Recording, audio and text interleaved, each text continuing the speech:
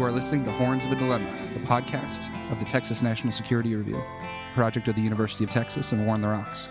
My name is Ryan Evans. I'm the publisher of the Texas National Security Review, which you can check out at tnsr.org, and I'm the editor-in-chief of War on the Rocks. The third issue of TNSR is now out, and we're going to be doing podcast episodes featuring the authors of the articles in that issue. In this episode, I speak to Michael Horowitz of Perry Worldhouse up at Penn. He's the author of an ambitious new article in this issue of TNSR on artificial intelligence and its role in the balance of power in the international system. You have done a lot of work, scholarly work and analytical work, on the role of technology in warfare. So it's not like this is a new subject matter area for you, but how did you come to tackle questions surrounding artificial intelligence specifically? That's a great question, Ryan. And one of the things that I think about a lot when I think about the obligations of scholars is trying to apply your research to the real world to make a difference. And as someone that spent a lot of time doing work on military innovation, I thought there was no better place to look than trying to figure out what could happen next and what can we learn from history and academic theory to understand what the future directions of military competition could look like. Could you walk us through the argument that you make in this new article in the Texas National Security Review? Yeah, absolutely. The article focuses on the potential impact of developments in artificial intelligence on competition and the balance of power. And it starts from the premise that look, like AI is everywhere right now, both like literally if you think about like going to a website and going shopping, as well as metaphorically, for those of us in the national security community. I mean, it seems like there are articles every week coming out about, a U.S.-China arms race and AI, like those kinds of things. But there's been a lot less in sort of serious scholarship trying to understand, like what's real and what's not here, what's hype and what's reality. And so what the article does is try to use some an argument from my first book that I called Adoption Capacity Theory to lay out the way that developments in AI technology could shape the balance of power by looking at three questions. The first being, ways that AI could shape the character of warfare, from things like image recognition algorithms to swarms to battle management.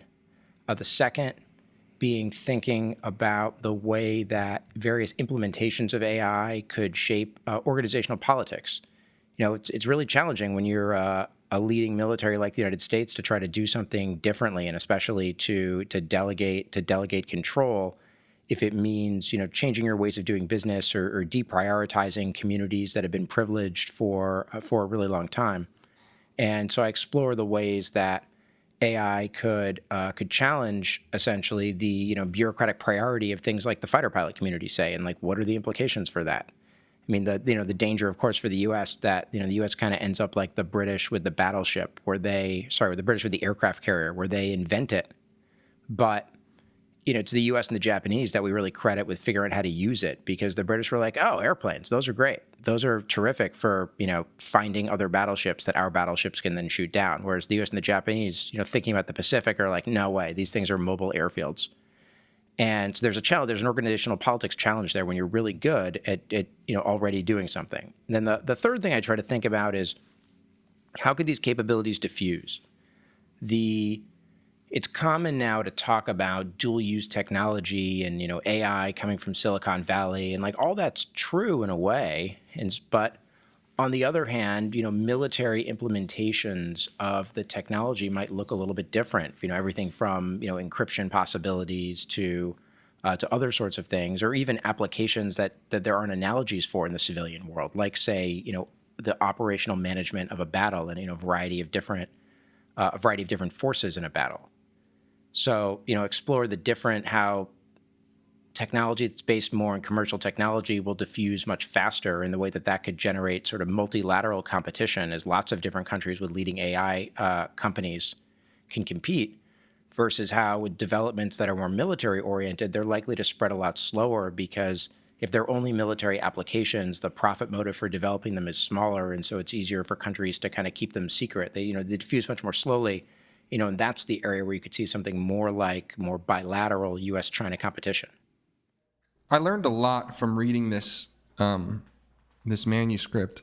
one of the things I found really interesting, well, there are a couple things I want to ask you about. First is, how you tease out what's real and what's not about the first mover advantage in terms of who makes the heavy and early investments in this technology. Could you speak to that a bit more?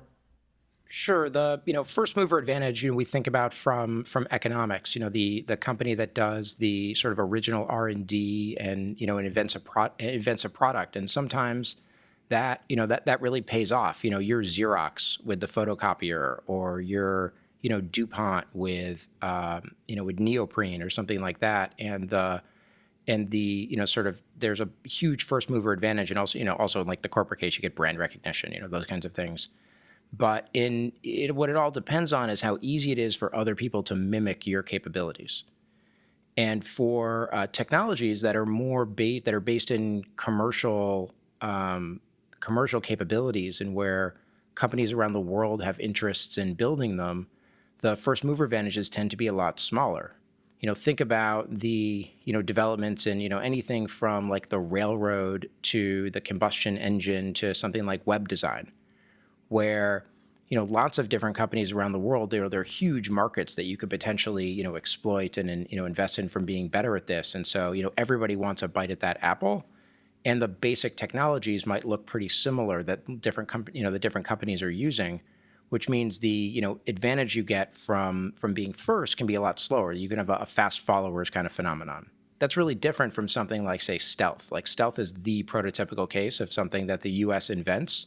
It has no applications other than, for military. So there are no commercial companies that are going to get involved in doing that. It's really expensive. It's really complicated. And so the U.S. has had a, generation plus long lead in that technology. And the question for AI is it going to be more like the railroad, or is it going to be more like stealth?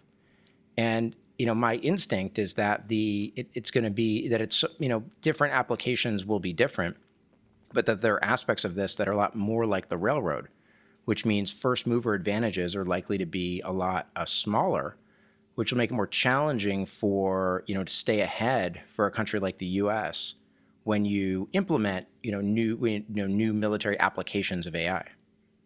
Another thing I wanted to ask you about is you talk about, the distinction between hardware and software as far as developing real advantages in artificial intelligence. Could you speak to that? So when we think about how military technologies spread, we tend to think that hardware spreads a lot slower than software, because software you can copy. It's pretty easy. Think about like whatever. Like I'm old, so like think about getting like a CD-ROM with AOL on it or something. Like how many millions of those are like sent around. Whereas hardware, if you're talking about something like an aircraft carrier, really expensive, difficult to build, or something like nuclear weapons, the hardware requirements for those can actually be pretty large, which means that they're going to, diffuse a lot more slowly. The thing about AI that I think is especially interesting is that from a military implementation perspective, AI is fundamentally software. What's the difference between an MQ-9 Reaper, the drone that the U.S. military invented that we've sold to a couple countries? What's the difference between that and like an autonomous hunter-killer drone that's like like the fears of somebody like Stuart Russell or the Campaign to Stop Killer Robots or something? The difference is software. The difference is programming. But to train algorithms requires hardware, requires massive computing power. And, if it turns out that AI capabilities spread a lot more slowly than many people think they will, one reason will be that it's actually so expensive to generate that kind of computing power that it's hard to mimic algorithms, even if you know sort of how they might work. So as long as a country can keep those algorithms secure, then they can maintain some kind of advantage, but which in some ways then goes back to cyber as the critical domain here, because what's the thing that will stop those algorithms from spreading? The ability to actually secure them and prevent others from stealing those, from getting access. I'd like to talk more about bigger picture issues. How do you think the discipline of political science is generally doing when it comes to assessing a lot of these new technologies and their role in international security? And that's the first question. So, I mean, I think that there's a cadre of people in the political science community in international relations or security studies or strategic studies, whatever your chosen nomenclature is, who are interested in questions of emerging technologies. Generally these are people like me that come out of the sort of military innovation community, but not exclusively. But right now it's a pretty small group. I mean, the only technology that's really ever caught on with sort of international relations scholarship is nuclear weapons, and which makes sense, right? It's the prototypical case of like the most important, a technology that by itself is like really super important. So it's not that surprising, but it's been challenging in some ways to get the international relations academic community interested in some of these emerging technologies, both AI and other things. But I mean, I think it's getting better, and I think it's getting better in part because as national leaders and business leaders recognize that it's important. I mean, political science, like many disciplines, reacts to the real world. I think in part it's changing since foundations and governments are making resources available to study these questions. But then it raises a bunch of challenges about the best way to do this. Since I think when we're talking about studying technology and technological change, you're talking about something that's a little more interdisciplinary, where you need to break out of those sort of disciplinary stovepipes to engage with engineers, to engage with computer scientists, to engage with economists, sociologists, historians, lots of different. I'm sure I'm missing disciplines, but lots of different disciplines across the university have people that can bring expertise to bear on some of these questions. And so that's challenging not just for political science, but it'd be challenging for any discipline. You've been really involved in a lot of efforts over the years, under the rubric of bridging the gap between policy community and the academic community, between the practitioner community and the academic community. How do you think those efforts are going? Obviously, as a member of the editorial board of TNSR, someone that's now published in TNSR, that's one of the main animating principles of our journal. But how do you think these broader efforts are going and progressing, and what's still left to be done? I mean, I will say, not because you told me to say it at all, that I think that there's a huge marketplace for something like TNSR, and that to have a journal that focuses on serious international security issues and features both rigorous scholarship as well as more perspectives from the policy world. I think there's a huge opportunity there, and so I've been excited to help out and now actually publish in this journal. I think that in a broad sweep of history, and by that I really just mean my career, I think that things have gotten better rather than worse, and that I think that over the last 15 years there are more people in the international security community interested in policy engagement, interested in policy relevance, whether one defines that as publishing op-eds, serving in government, doing consulting, those sorts of things. And so I think that things actually have gotten. I think that things have gotten better, and in part, I think institutions like War on the Rocks, like the Monkey Cage, those sorts of outlets have provided opportunities that are increasingly recognized. Not just by somebody like me who was crazy enough that they would do it anyway, but by people that maybe weren't so sure if they wanted to do this whole policy relevance thing, that now see some more upside to it. I think what's left to be done in some ways is more. I mean, there are really difficult questions at the university level about how you deal with scholarship that's a little more interdisciplinary. Like take a little more interdisciplinary, or that doesn't fit in a traditional bin. So like take the piece that I just wrote for you on AI for the Texas National Security Review. What I'm doing is taking academic theory and applying it to an emerging case, that of AI, and essentially making a bet about the directions that things will go, based on that theory. That's different from the sort of a traditional, scientific method approach of like, all right, theory, hypothesis, test, conclusion.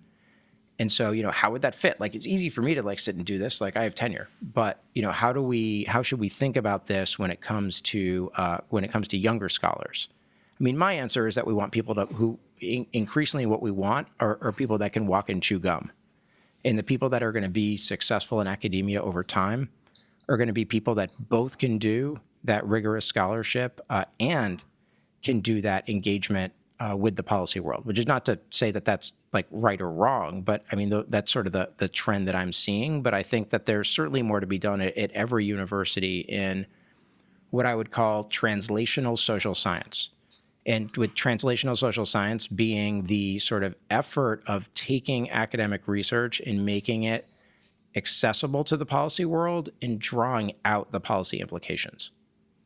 You know, one of the things that's great about your work is it's not just about your research. You work a lot with younger scholars, whether it's through Perry Worldhouse postdoc program or just a lot of informal interaction you have with younger colleagues.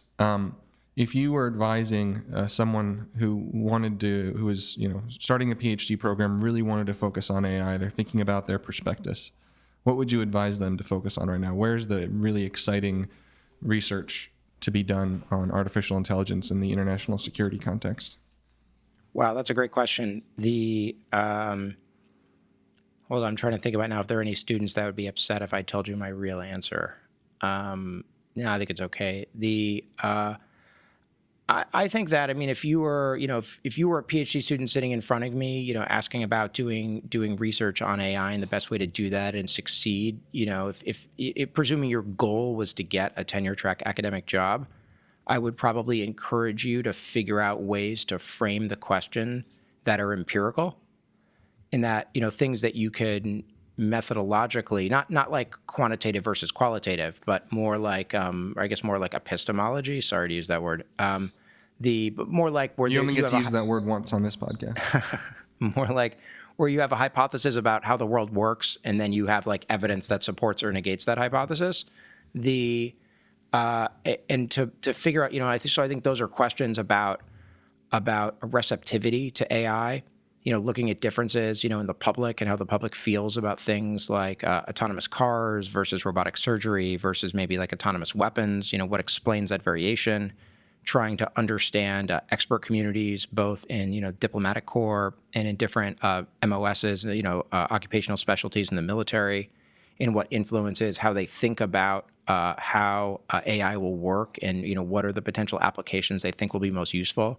I think there's a variety of sort of very empirical work you can do on people's perceptions and questions of adoption of capabilities and organizational change that could be really impactful, and both from a policy perspective as well as, satisfy the, whatever sort of academic masters that one wishes to satisfy. Great. I think that's a perfect place to end it. Thanks for doing this, man. Absolutely. Thanks for having me. I appreciate it. Thanks for listening to this episode of Horns of a Dilemma. Do not forget to check out the Texas National Security Review at TNSR.org.